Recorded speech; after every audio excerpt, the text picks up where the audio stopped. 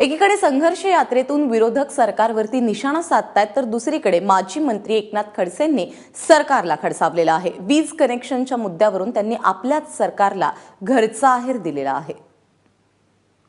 कोणत्याही स्थितीमध्ये शेती पंपाचं वीज कनेक्शन काय म्हणालेत खडसे आपण पाहूयात। चंद्रशेखर बावनकुळे, तुम्ही काय फक्त विदर्भाचे मंत्री आहात का?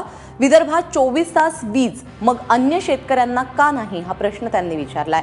शेतकऱ्याला रात्री 8 वाजता वीज देता, मग पेरणीला शेतात रात्री जायचं का, हाही प्रश्न खडसे विचारतायत। शेतकऱ्यांचं वीज बिल थकलं असेल तर व्याज आणि दंड माफ करा, पण वीज कट न करण्याचं आश्वासन द्या।